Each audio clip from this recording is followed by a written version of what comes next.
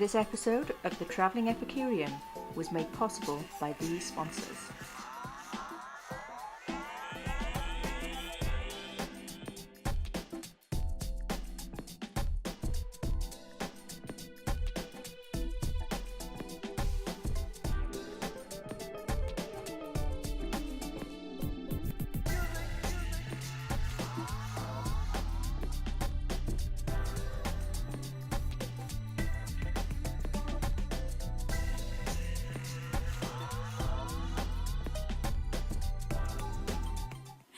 Hi, Michelle here with the Traveling Epicurean. Today's menu is all about pasta fazool. It's a traditional Italian soup made with white bean, pasta, and a little bit of tomato base.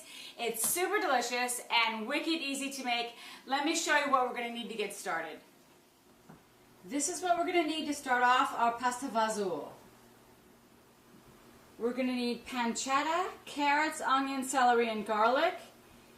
Some pork that I started off a tomato sauce with and froze, and then I just defrosted it. White wine, ditalini pasta, a fresh baguette, some more Reggiano, my Sclafani whole peel tomatoes, homemade chicken stock, and the cannellini beans. It's going to be absolutely delicious. Here we go. Just get right in there and do a little squishing. Just break up the tomatoes. You know, this recipe, there is no correct way or correct recipe. Every recipe is different from house to house, family to family, region to region. I was inspired with my recipe from a dear old friend Kay, who used to make amazing pasta fazool, and she used leftover sausages from her pasta night that were still intact, and then she would break them up a little bit, and she made an incredible pasta fazool. So that's why I'm using my leftover pork from when I made my sauce. All right, so those are all broken up. Let's go over to the stove and get that pancetta going. So before we start sauteing the pancetta, let's take a peek back at how I started my pork in my tomato basil sauce. So I just put in a few pieces of that pork loin. I seasoned the oil with some fresh garlic. I sauteed that. I took it out. I put the pork loin in. I'm going to sear this and get it golden on each side. So look how beautiful those 3 pieces of pork loin have gotten. I've been sauteing them for about 8 minutes. They're really nice and golden. I'm going to pull them out, and then I'm going to put in the carrots and the onion and start to saute those for the sauce, and then get it in the food processor with the whole tomatoes to puree them. Looking beautiful. Look at the beautiful sauce. It's simmering there with the fresh basil and those pork loins that I sauteed. And that's been going for a couple of hours. It's that simple recipe, my tomato basil recipe, which I have you only cooking 20 minutes, but you could also cook it longer, as I'm doing here, because I like a little bit more full development. I just put our pancetta in the pan. It smells lovely. And I'm just going to saute this for a few minutes. And then I'm going to add in our veggies. That has only been going for about 3 or 4 minutes, and I'm going to add in all of our vegetables. I'm going to drizzle in a little bit of olive oil just to help it along. There's not a whole lot of fat in pancetta. There's a little bit that's rendering out, and it's just going to bring it so much flavor. So we're just going to drizzle in maybe a teaspoon of olive oil to help it along. And then I'm going to saute this just until the vegetables are softened. So I'm going to add in just 1/4 teaspoon of salt so that the liquid can render out of those vegetables and start to soften up everything. And we'll give it a smell. It's got a little steamy there. I'm going to turn it down to like a medium low and just let it sweat out a little bit. Really going to be developing some great flavors. It's all about layers of flavors, people, right? So delicious. I'm sauteing for about 6 minutes, and I'm going to deglaze with a little bit of white wine. And we're going to let that burn off. I'm going to turn it up to medium. And then we'll start adding in the rest of the goodies. Okay, so the white wine has evaporated. Now I'm going to just add in all of our goodies, and we're going to let this simmer for about a half an hour. 2 cans of the cannellini beans. I rinsed them, and we're just going to pop those in there. I'm going to put in that pork that I had left over. There's so many different variations of pasta fazool. Many of them are meatless. Many of them start off with a pancetta. You know, they vary family to family. I don't think it's northern or southern Italy. I think they are just so different from family to family. So it's however you prefer. But they're just packed full of flavor. That's my homemade chicken broth. I'm going to put in another half a cup of white wine. And then I have my rosemary and thyme that I bundled up with some string. And that's going to flavor our stew. It's going to be so incredibly good. I'm going to put the cover on this and we're going to let it simmer for about a half an hour. And then we're going to check up on it again. Okay, so it's been about a half an hour. I'm going to check on it. Oh, it looks beautiful. So what I'm going to do is I like the pasta fazool a little more creamy. And we have all these goodies right in here to do that. I'm going to take these beans and I'm going to puree them right into our blender here. And I'm going to make it a little bit creamier. Without even adding cream, we're just going to puree these white beans and then we're going to put it back into the sauce. It's just a really, really lovely way to thicken up the sauce without adding in anything extra. So I'm going to put in about 4 ladles of those beans. I'm trying to do it so I don't grab any of the meat, that wonderful pork. It's okay if you do, but I'm just trying to keep it solely so it's beans. There. Now I'm going to puree this, just like that. And then I'm going to add, we'll take a look at that. Isn't that beautiful? So sometimes when you're making soups and stews like this, we get a little bit of accumulation of some of the oils that you started off the soup with. So I'm just going to skim that off and I'm going to take it out. Just so the soup's not oily. And that's okay. It's actually good that we could do this. And now I'm going to add in those cannellini beans that I just pureed. Wait till you see how beautiful this is going to be. Really, really nice. Isn't that pretty? So I'll take some of the juice of the soup and then I'll put it into the blender so I can get like every last drop of that gorgeous pureed cannellini beans. And we're going to give it a little bit of a stir. Isn't that pretty? It's going to be really, really good. And I love doing our bouquet like this. This way we just take it out. You don't have any big pieces of rosemary. And it flavors the sauce so nicely.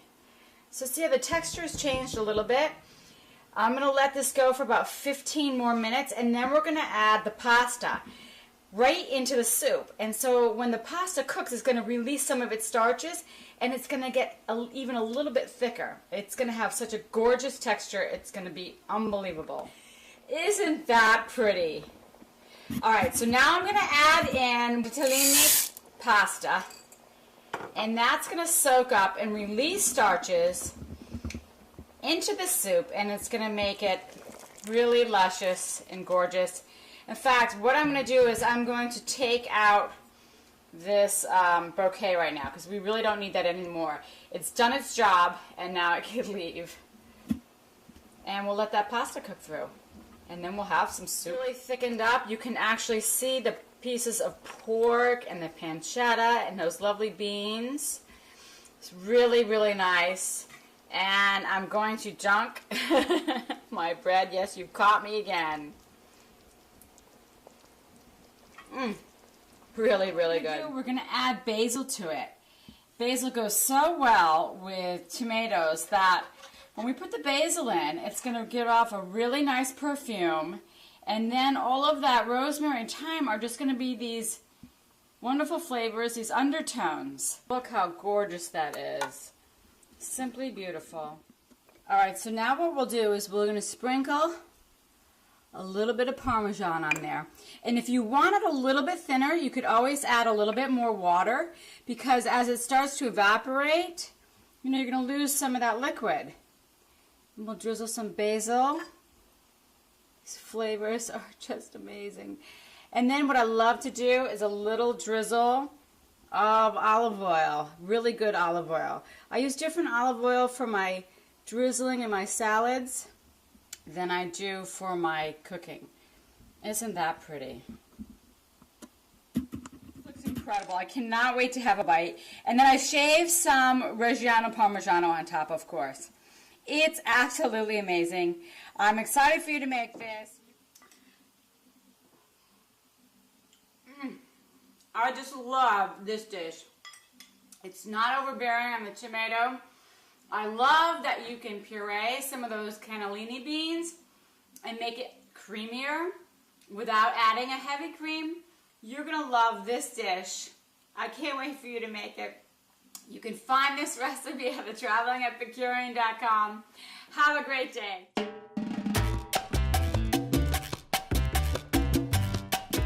Hi everyone, Michelle here with the Traveling Epicurean. Today's menu is all about frittatas. I've shown you my zucchini torta and the difference between a torta and a frittata. And I've gotten a couple requests over the last few months to get you one of my frittata recipes. So we want to use up those vegetables we have in the fridge and make ourselves an Italian frittata. Come with me, I'm going to show you what we're going to need to get going.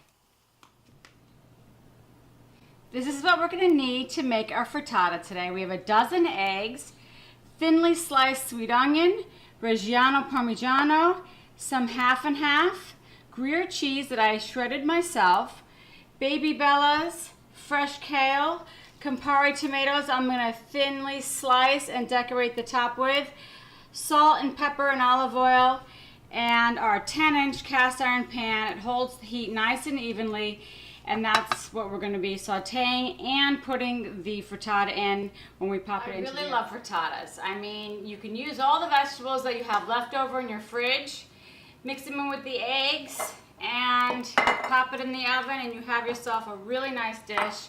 We're going to slice up the mushrooms and the kale. I'm going to show you how to take it off the rib here, because you don't want the thick rib here. So we're just going to be holding it like this and pulling away. I'll show you a close-up like that. Just hold the ribbing in one hand, and then it really easily comes off if you just pull apart just like that, even to the tip. You don't want any of this ribbing because it's just very tough and fibrous, and we're just going to put it to the side. And then we have all these gorgeous leaves. So we'll probably use about 3 cups. It does cook down. It doesn't cook down as much as spinach, but it certainly does cook down. I love kale. It's such a superfood. If I'm not cooking with it, I'm putting it in my NutriBlender, and I'm making shakes with mango and peaches and vanilla yogurt. It's out of this world. And then I'm going to slice these into strips.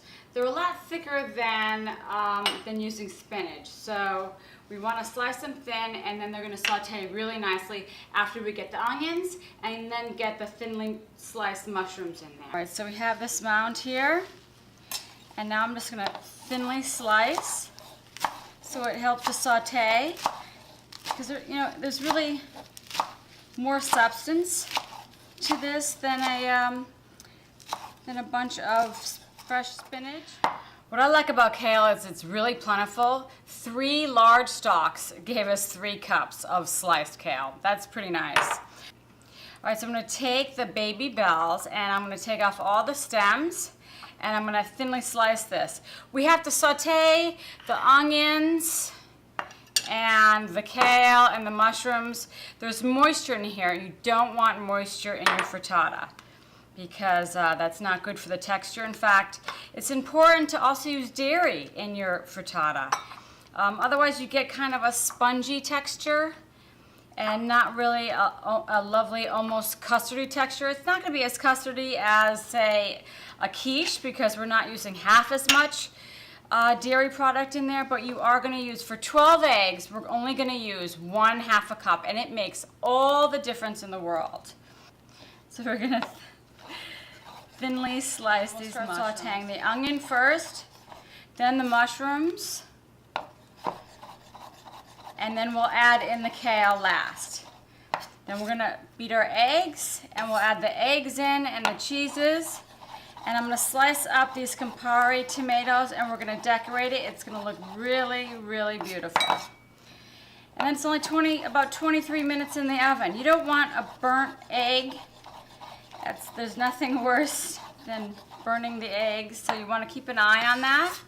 Originally, this came about to use up those vegetables that you had from the night before in your fridge. But I find myself always wanting to put in specific vegetables that I just love with cheese and egg.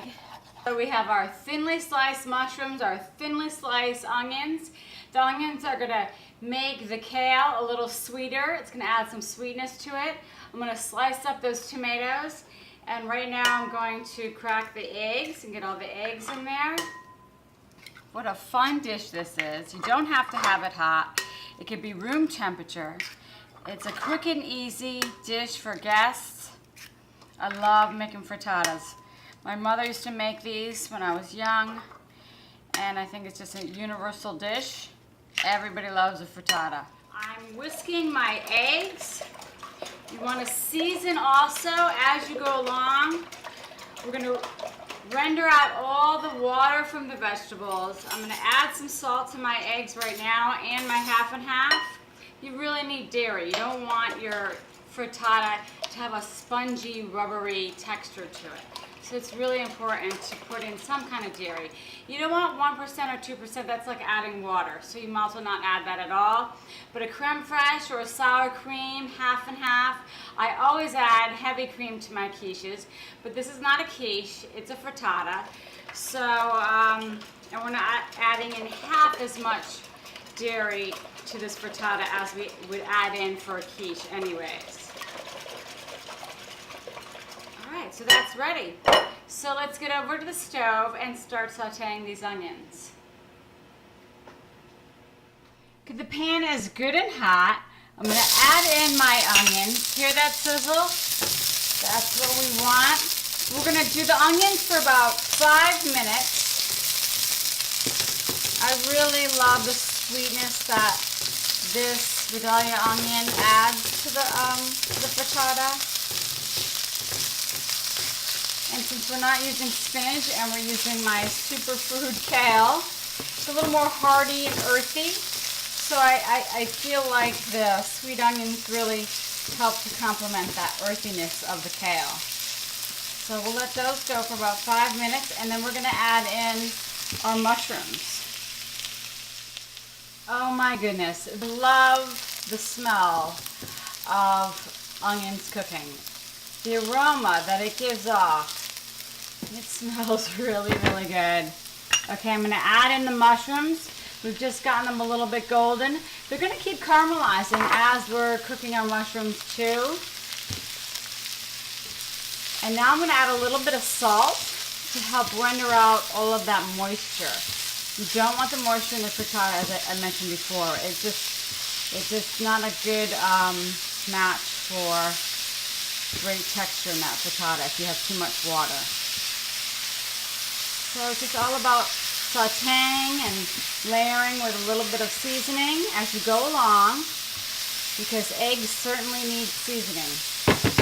Those are looking beautiful already. It smells really, really sweet right now. Alright, let me get a little salt and I'll sprinkle that on there. And then we'll drop in the kale. Okay, so I'm going to sprinkle in about a 1/4 teaspoon of salt. We're starting to season. And a little less than that of the pepper. You can also do a couple dashes of sriracha. You know me, my sriracha. I love sriracha. It's just a nice, thick, full flavor item. See all the juices coming out of those mushrooms right now? Really, really nice. The heat is on like a medium-high heat, because we don't want these to simmer. We want them to saute. and turn a little bit golden. Color means flavor, remember? And so I'm going to add in our kale right when the juices of the mushrooms come out. So now I have the kale in there. It's just, these colors are really beautiful. Look at that, isn't that gorgeous? So pretty. It's going to be great in the frittata. I love using the Gruyere because even though it's a little bit stinky, the flavor and the creaminess, it's creamy and nutty, and it's going to make this frittata really, really delicious. Sprinkle in a little bit more salt on top of that kale.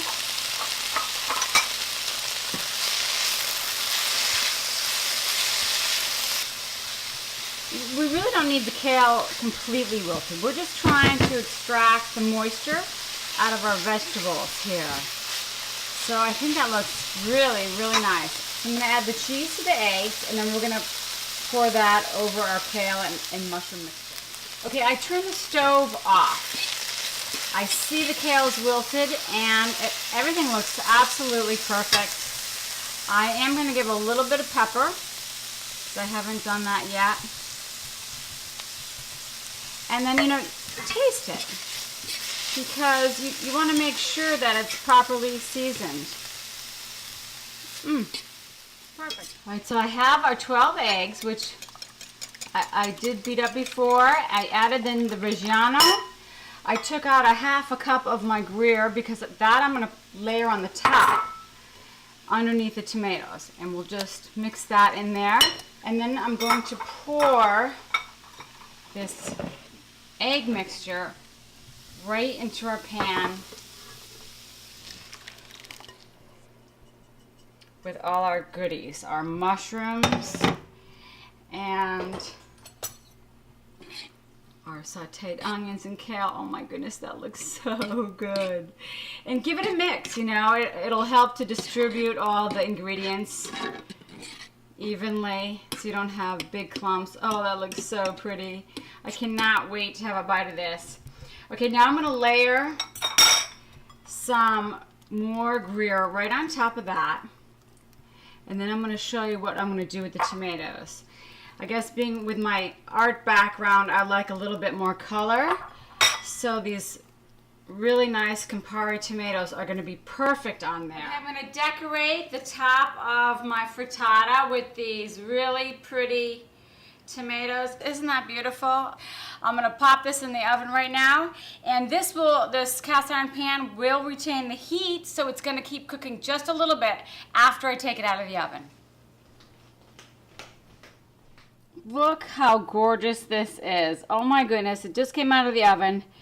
See the edges here? They're slightly golden. You don't want any brown on the top because it'll start to smell like burnt egg. This is absolutely perfect. It's poofed up and now it's going down a little bit. You want to let this sit for about at least 10, 15, maybe 20 minutes. And then it pulls away from the edges too. I can't wait to have a bite of this. It's going to be so good. Now, remember how we sauteed all the vegetables so there wouldn't be any water or any residuals left over from the moisture from the vegetables? So we didn't saute these tomatoes. As you can see, there's just a little bit of moisture, but it is evaporating as this frittata cools.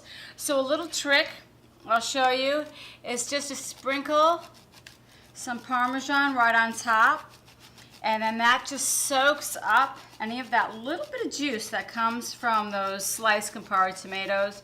You really don't need a lot because there's not a lot of juice. That evaporated as those were cooking as well, but it is so pretty. It's really lovely. It's sunken down, and I'm going to start to slice this. Keep slicing. And also, I've taken my spatula and I'm just going around the edges. As it cools, it pulls away, but sometimes it needs just a little bit of help, but it comes out really nicely. Look at how gorgeous that is. Oh my goodness. That's really beautiful. Unbelievable. Serve this with maybe some sliced sourdough for a luncheon. You can't go wrong. You could find the recipe at thetravelingepicurean.com. Ciao.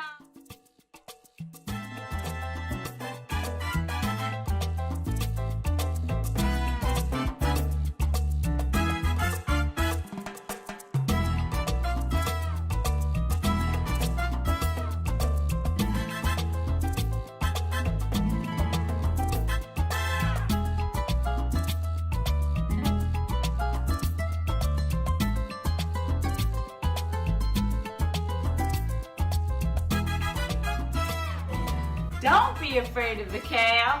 By request, I'm showing you how I make my mango kale smoothies this week.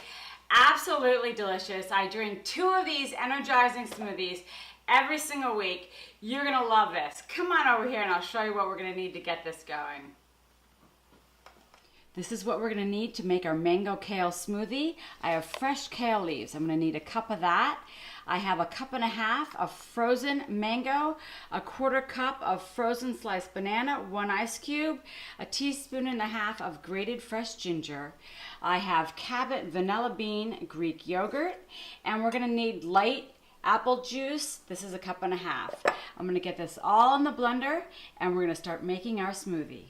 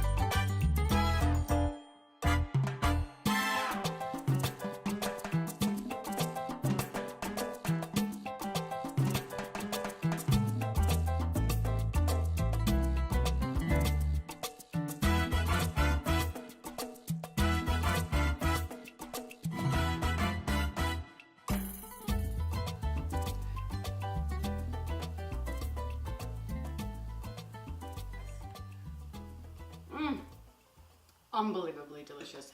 You wouldn't even know that there was kale in it if it wasn't green. I can't wait for you to go try this. You can find the recipe at thetravelingepicurean.com. Have a great weekend. I can't wait to see you next week. Ciao.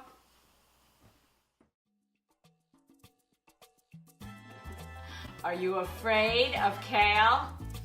Are you afraid of kale? Are you afraid of kale? Don't be afraid. Thank you for watching The Travelling Epicurean. A special thanks to